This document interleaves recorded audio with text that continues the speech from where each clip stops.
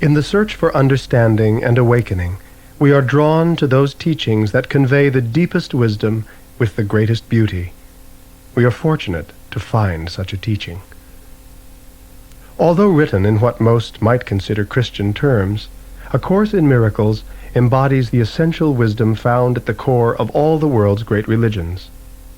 Because of this universal nature, its significance and appeal transcend traditional boundaries and extend to all who seek answers to the deepest questions of human existence. Buddhists have said that the Course echoes the words of the Buddha, yogis that it expresses the wisdom of Vedanta, and psychologists find in it insights comparable to some of the best contemporary thought on phenomena such as perception, belief, and identity.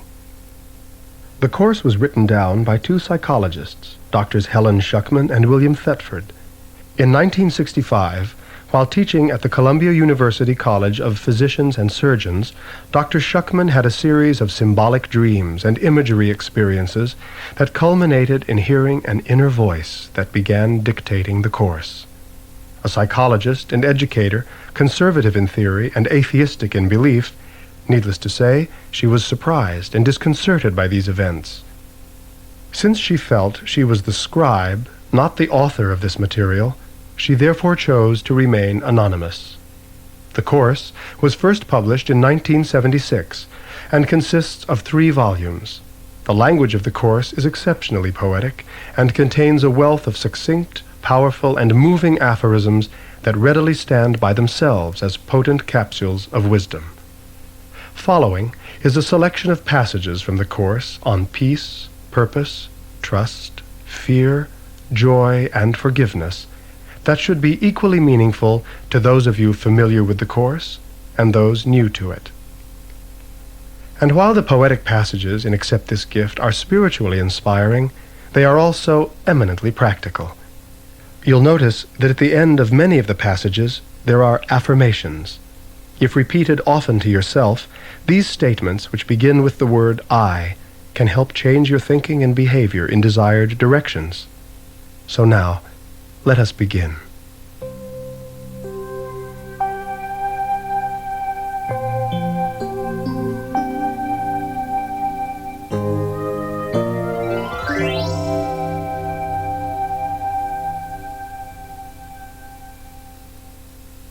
The Path of Light. Enlightenment is but a recognition, not a change at all. A Course in Miracles offers us a path of awakening. Like all such paths, the Course suggests that our usual perception, awareness, and sense of identity are clouded and distorted. It therefore offers us a means of correcting these distortions so that we may see ourselves and the world more clearly. This transformation of perception is what the Course means by a miracle.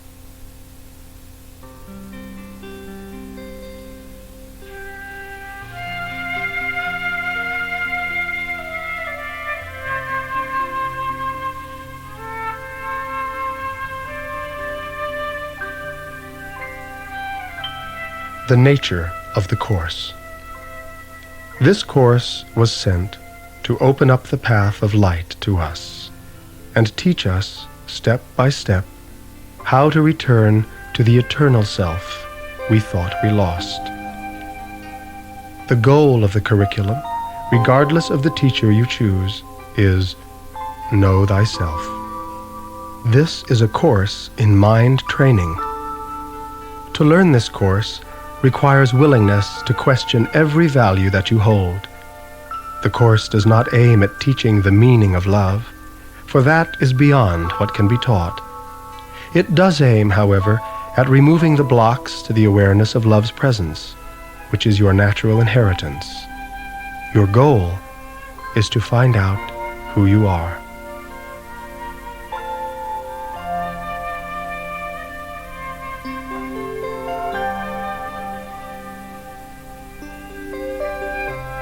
Miracles. Miracles are natural. When they do not occur, something has gone wrong. Miracles are merely the translation of denial into truth. Miracles occur naturally as expressions of love.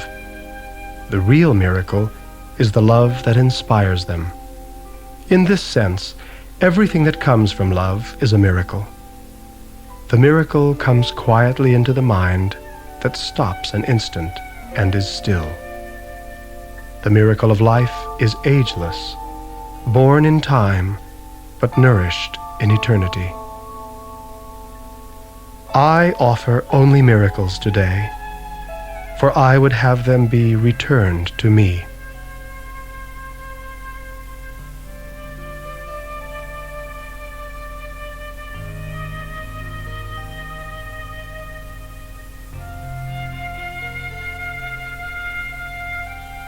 Purpose. In any situation in which you are uncertain, the first thing to consider very simply is, what do I want to come of this? What is it for? The clarification of the goal belongs at the beginning, for it is this which will determine the outcome. Doubt is the result of conflicting wishes. Be sure of what you want, and doubt becomes impossible. Nothing is difficult that is wholly desired.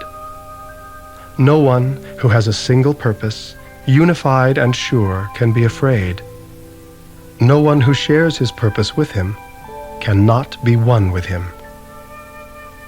It is this one intent we seek today, uniting our desires with the need of every heart, the call of every mind, the hope that lies beyond despair, the love attack would hide, the brotherhood that hate has sought to sever, but which still remains as God created it. The peace of God is my one goal, the aim of all my living here, the end I seek, my purpose and my function and my life while I abide where I am not at home.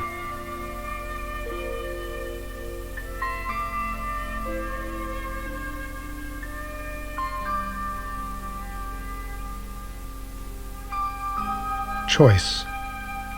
Deceive yourself no longer that you are helpless in the face of what is done to you. Acknowledge but that you have been mistaken, and all effects of your mistakes will disappear. If you choose to see yourself as unloving, you will not be happy. You are condemning yourself and must therefore regard yourself as inadequate. Trials are but lessons that you have failed to learn, presented once again. So where you made a faulty choice before, you now can make a better one, and thus escape all pain that what you chose before has brought to you. It is still up to you to choose to join with truth or with illusion. But remember that to choose one is to let the other go. Pain is illusion, joy reality. Pain is but sleep, joy is awakening. Pain is deception, joy alone is truth. And so again we make the only choice that ever can be made. We choose between illusions and the truth, or pain and joy, or hell and heaven. I am responsible for what I see. I choose the feelings I experience, and I decide upon the goal I would achieve. And everything that seems to happen to me, I ask for, and receive as I have asked.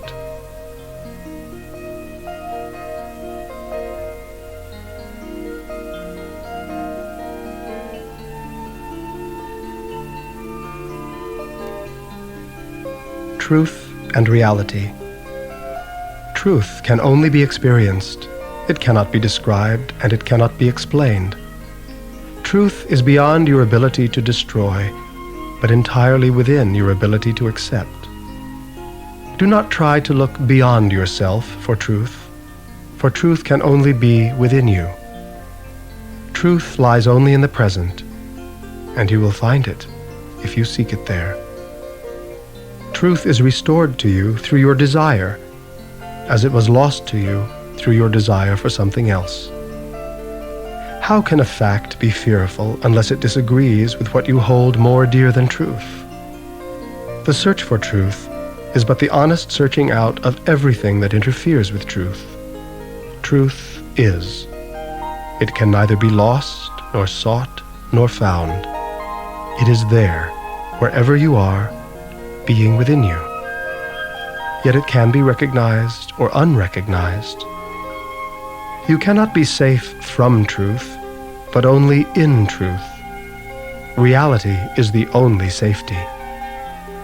Merely by being what it is, does truth release you from everything that it is not.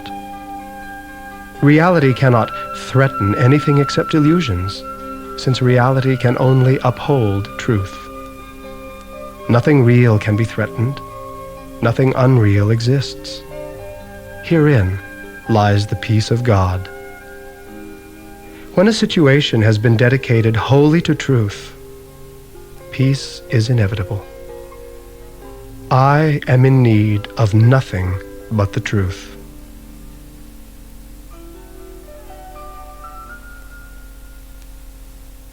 The mind. There is no limit on your learning, because there is no limit on your mind. The source of all our experience is the mind. The true nature of the mind, says the Course, is limitless transcendent awareness and creative power. However, our mistaken thoughts and beliefs which direct the mind's activity have distorted and constricted it. Consequently, we must change our thoughts and beliefs in order to correct our perception and to restore the mind to its full potential.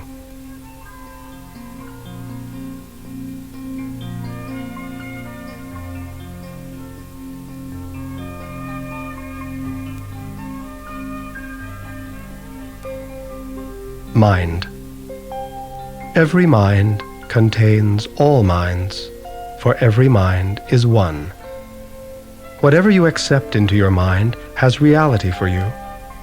It is your acceptance of it that makes it real. Release your mind, and you will look upon a world released. If a mind perceives without love, it perceives an empty shell, and is unaware of the spirit within. Minds are joined, bodies are not. Only by assigning to the mind the properties of the body does separation seem to be possible. And it is mind that seems to be fragmented and private and alone. The body is a limit imposed on the universal communication that is an eternal property of mind. But the communication is internal. Mind reaches to itself. It does not go out. Within itself, it has no limits, and there is nothing outside it. It encompasses you entirely, you within it, and it within you. The mind we share is shared by all our brothers, and as we see them truly, they will be healed. Minds can only join in truth. In dreams, no two can share the same intent. The wakened mind is one that knows its source, its self, its holiness. The mind that serves the Holy Spirit is unlimited forever, in all ways, beyond the laws of time and space, unbound by any preconceptions, and with strength and power to do whatever it is asked. I rule my mind, which I alone must rule. I have a kingdom I must rule. At times, it does not seem I am its king at all. It seems to triumph over me, and tell me what to think, and what to do and feel. And yet it has been given me to serve whatever purpose I perceive in it. My mind can only serve. Today, I give its service to the Holy Spirit, to employ as He sees fit. I thus direct my mind, which I alone can rule, and thus I set it free to do the will of God.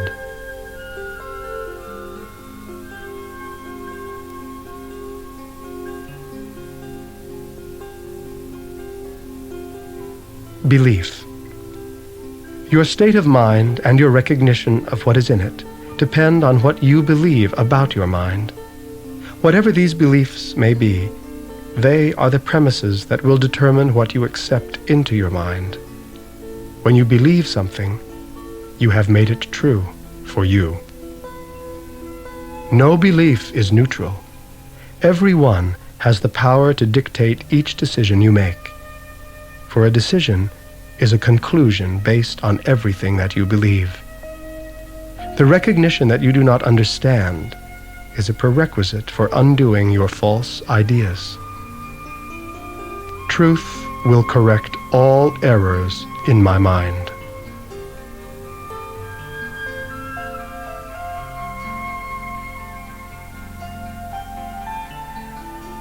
Thought. There is no more self-contradictory concept than that of idle thoughts. What gives rise to the perception of a whole world can hardly be called idle. Every thought you have contributes to truth or to illusion. Either it extends the truth or it multiplies illusions. Every thought you have makes up some segment of the world you see. It is with your thoughts, then, that we must work, if your perception of the world is to be changed. Nothing but your own thoughts can hamper your progress. Your ability to direct your thinking as you choose is part of its power. If you do not believe you can do this, you have denied the power of your thought and thus rendered it powerless in your belief. You may believe that you are responsible for what you do, but not for what you think. The truth is that you are responsible for what you think, because it is only at this level that you can exercise choice. What you do comes from what you think. I am affected only by my thoughts.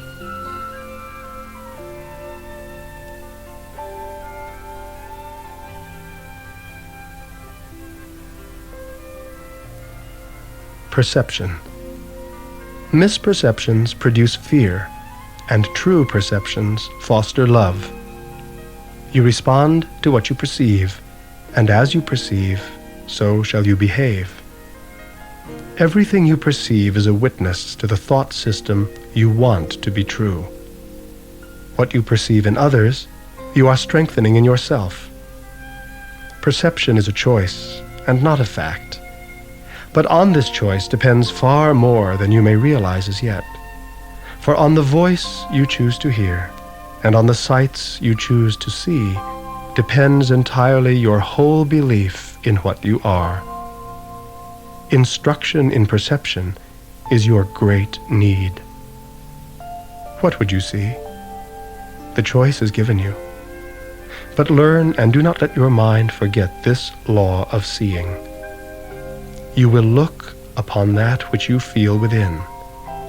If hatred finds a place within your heart, you will perceive a fearful world, held cruelly in death's sharp-pointed, bony fingers.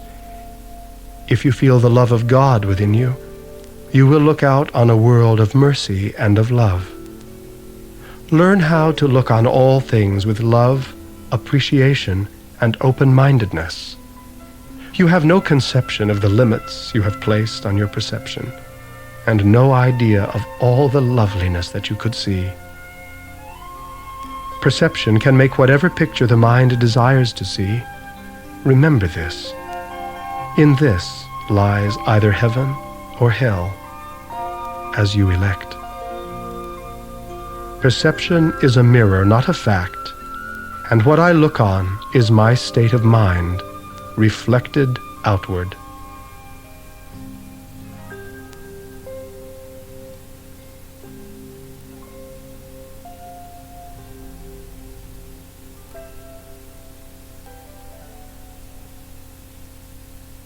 Dreams and illusions.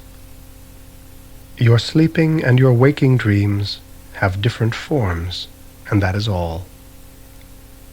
From our sleeping dreams, we learn that our minds have the ability to create worlds that, while we remain asleep, seem completely real and appear to be outside us. Yet all the people and things in these dreams are actually creations of our own minds that we mistook for objective reality. Only when we awaken do we recognize that none of the events that seemed to happen in the dream ever occurred. Like the deepest teachings of the great religions, the Course emphasizes that what we call reality is also a dream from which we have not yet awakened and hence do not recognize. The aim of the Course is to help us recognize our dreams and illusions and to awaken from them.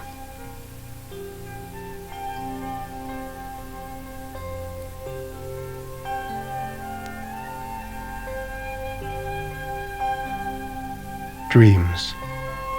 Dreams show you that you have the power to make a world as you would have it be, and that because you want it, you see it.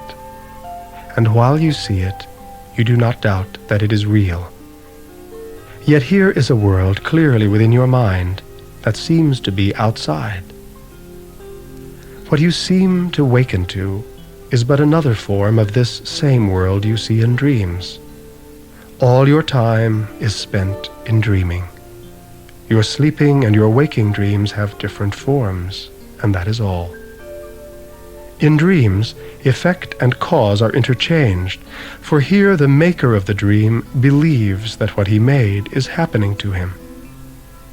The miracle establishes you dream a dream, and that its content is not true. This is a crucial step in dealing with illusions. No one is afraid of them when he perceives he made them up. The fear was held in place because he did not see that he was the author of the dream and not a figure in the dream. The first change, before dreams disappear, is that your dreams of fear are changed to happy dreams. Forgiving dreams are kind to everyone who figures in the dream, and so they bring the dreamer full release from dreams of fear. Do not forget that your will has power over all fantasies and dreams. Trust it to see you through and carry you beyond them all. Let not some dreams be more acceptable, reserving shame and secrecy for others. They are one, and being one question should be asked of all of them. Is this what I would have in place of heaven and the peace of God? This is the choice you make. Be not deceived that it is otherwise. No compromise is possible in this. You choose God's peace, or you have asked for dreams. To mean you want the peace of God is to renounce all dreams. For no one means these words who wants illusions, and who therefore seeks the means which bring illusions. He has looked on them and found them wanting. Now he seeks to go beyond them, recognizing that another dream would offer nothing more than all the others. The end of dreaming is the end of fear. Now I see that I need only truth. In that all needs are satisfied, all cravings end, all hopes are finally fulfilled, and dreams are gone.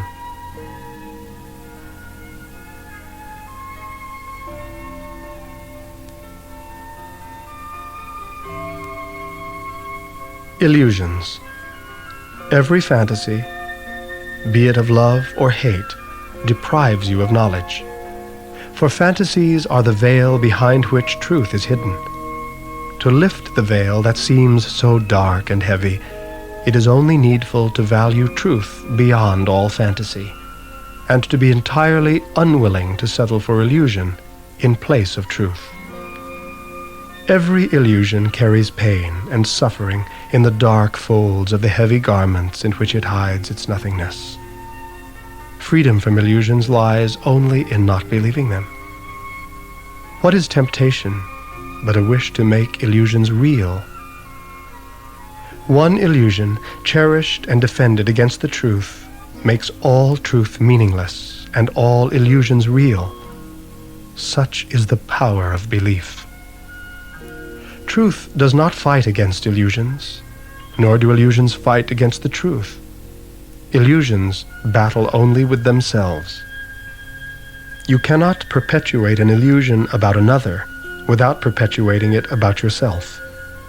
Without illusions, there could be no fear, no doubt, and no attack. Illusion recognized must disappear.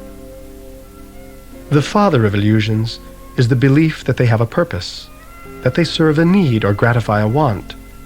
Perceived as purposeless, they are no longer seen. What is there to be saved from except illusions? Reality brings only perfect peace. When I am upset, it is always because I have replaced reality with illusions I made up.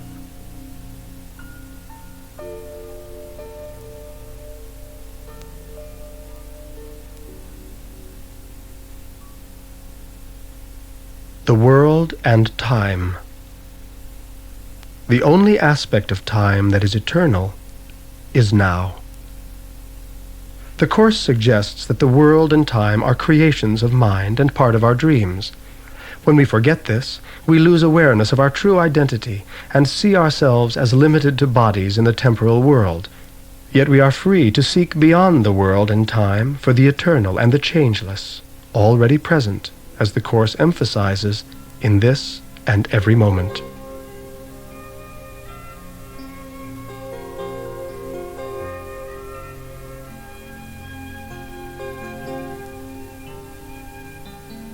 The world. Projection makes perception. The world you see is what you gave it, nothing more than that. But though it is no more than that, it is not less. Therefore, to you it is important. It is the witness to your state of mind, the outside picture of an inward condition. As a man thinketh, so does he perceive. The world but demonstrates an ancient truth. You will believe that others do to you exactly what you think you did to them. The world cannot dictate the goal for which you search, unless you give it power to do so. The world that seems to hold you prisoner can be escaped by anyone who does not hold it dear. What keeps the world in chains but your beliefs? And what can save the world except yourself? No longer is the world our enemy, for we have chosen that we be its friend. Forget not that the healing of God's Son is all the world is for. I am not a victim of the world I see.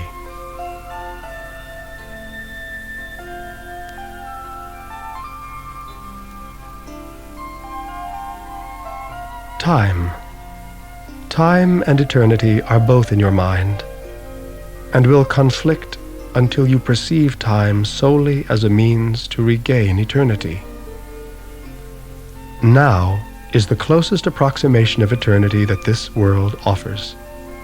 It is in the reality of now, without past or future, that the beginning of the appreciation of eternity lies. For only now is here. Look lovingly upon the present, for it holds the only things that are forever true. All healing lies within it. When you have learned to look on everyone with no reference at all to the past, either his or yours as you perceive it, you will be able to learn from what you see now. To be born again is to let the past go and look without condemnation upon the present. The present is before time was, and will be when time is no more. In it are all things that are eternal, and they are one. Fear is not of the present, but only of the past and future, which do not exist. Why wait for heaven? It is here today. Time is the great illusion, it is past or in the future. Here in the present is the world set free. For as you let the past be lifted and release the future from your ancient fears, you find escape and give it to the world. What time but now can truth be recognized? The present is the only time there is. The past is gone, the future but imagined. These concerns are but defenses against present change. Unless the past is over in my mind, the real world must escape my sight. For I am really looking nowhere, seeing but what is not there.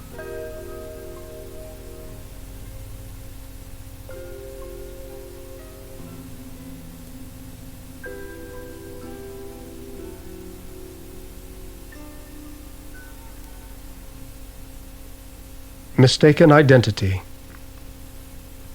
The ego is only an idea, and not a fact.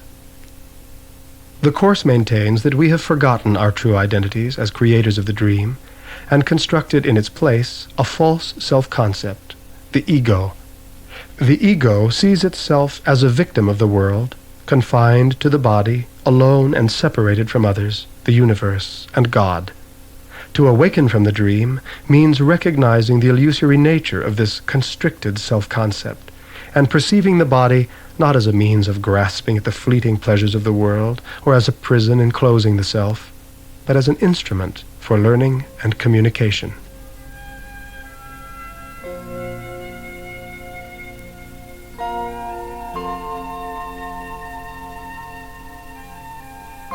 Body. The body is a limit. Who would seek for freedom in a body looks for it where it cannot be found. To accept the limits of a body is to impose these limits on each brother whom you see, for you must see him as you see yourself.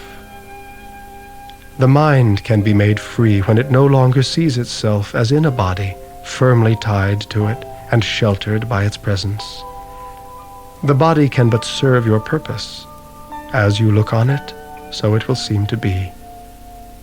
Temptation has one lesson it would teach, in all its forms, wherever it occurs. It would persuade the Holy Son of God he is a body, born in what must die, unable to escape its frailty, and bound by what it orders him to feel. The body is a fence the Son of God imagines he has built to separate parts of his self from other parts. To see a body as anything except a means of communication is to limit your mind and to hurt yourself. Sickness is anger taken out upon the body so that it will suffer pain. Healing is the result of using the body solely for communication. Forgiveness lets the body be perceived as what it is, a simple teaching aid, to be laid by when learning is complete. When the body ceases to attract you, and when you place no value on it as a means of getting anything, then there will be no interference in communication, and your thoughts will be as free as God's. Who transcends the body has transcended limitation. I am not a body. I am free, for I am still as God created me.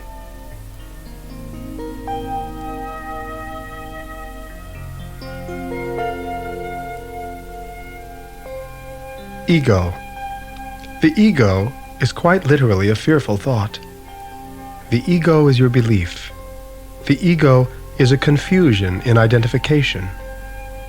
This fragment of your mind is such a tiny part of it that, could you but appreciate the whole, you would see instantly that it is like the smallest sunbeam to the sun, or like the faintest ripple on the surface of the ocean. In its amazing arrogance, this tiny sunbeam has decided it is the sun. This almost imperceptible ripple hails itself as the ocean. Think how alone and frightened is this little thought, this infinitesimal illusion, holding itself apart against the universe. Do not accept this little fenced-off aspect as yourself. The sun and ocean are as nothing beside what you are. Do not be afraid of the ego. It depends on your mind. And as you made it, by believing in it, so you can dispel it, by withdrawing belief from it.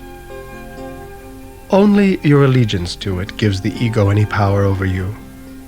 The distractions of ego may seem to interfere with your learning, but the ego has no power to distract you unless you give it the power to do so.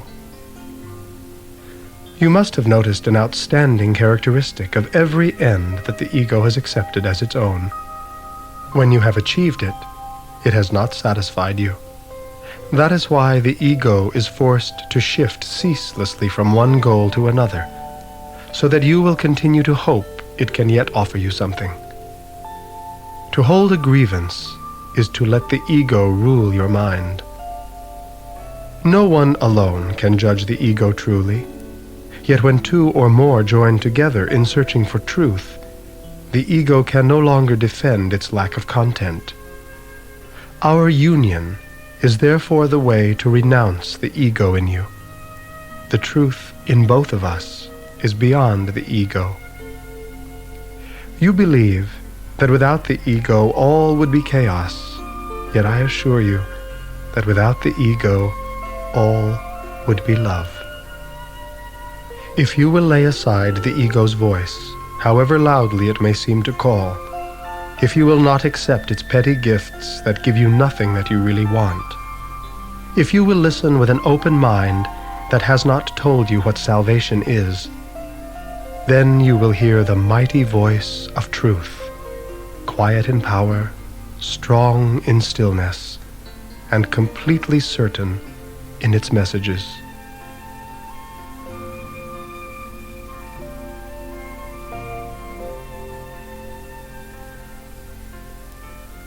Self-concept. What you think you are is a belief to be undone. The self that needs protection is not real. Every response you make is determined by what you think you are, and what you want to be is what you think you are. What you want to be, then, must determine every response you make. All things you seek to make your value greater in your sight limit you further, hide your worth from you, and add another bar across the door that leads to true awareness of yourself.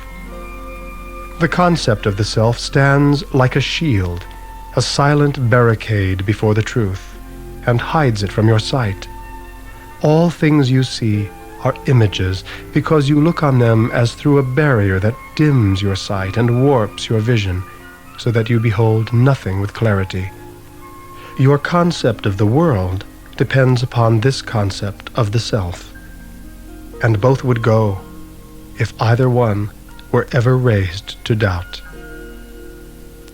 I will accept the truth of what I am, and let my mind be wholly healed today.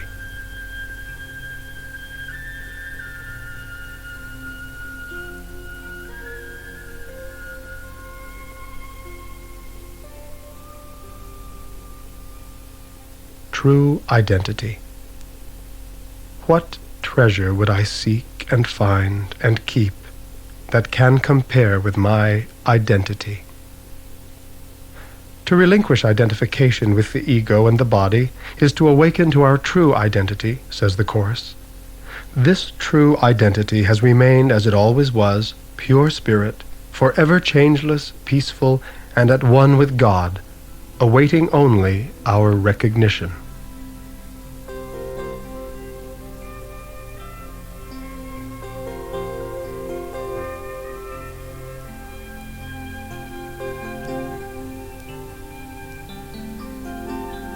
Identity. There is no conflict that does not entail the single, simple question, what am I? Every decision you make stems from what you think you are, and represents the value that you put upon yourself. Only an illusion stands between you and the holy self you share. You who perceive yourself as weak and frail, with futile hopes and devastated dreams, born but to die, to weep and suffer pain, hear this. All power is given unto you in earth and heaven. There is nothing that you cannot do. You will identify with what you think will make you safe. Whatever it may be, you will believe that it is one with you. Your safety lies in truth and not in lies. Love is your safety. Fear does not exist. Identify with love and you are safe. Identify with love and you are home. Identify with love and find yourself. Let me not forget myself is nothing, but myself is all. I was created as the thing I seek. I am the goal the world is searching for.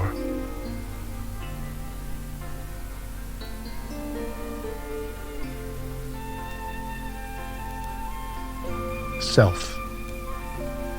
Nothing beyond yourself can make you fearful or loving, because nothing is beyond you. Seek not outside yourself. The search implies that you are not whole within. There is nothing outside you. That is what you must ultimately learn. Deep within you is everything that is perfect, ready to radiate through you and out into the world. In you is all of heaven. Nothing you do or think or wish or make is necessary to establish your worth. Light and joy and peace abide in you. I am as God created me. This one thought would be enough to save you and the world, if you believe that it is true. Let me remember I am one with God, at one with all my brothers and myself.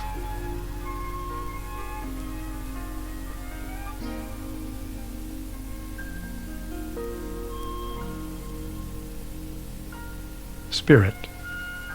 Spirit is in a state of grace forever. Your reality is only spirit. Therefore, you are in a state of grace forever.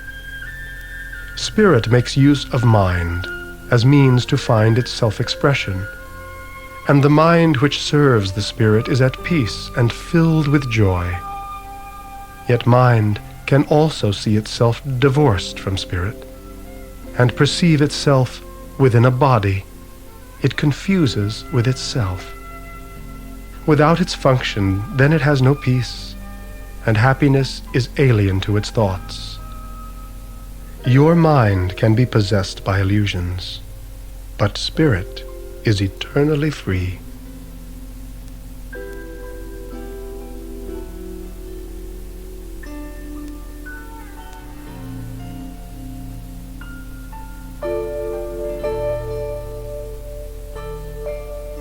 You have come to the end of this side. Please fast forward and turn the tape over.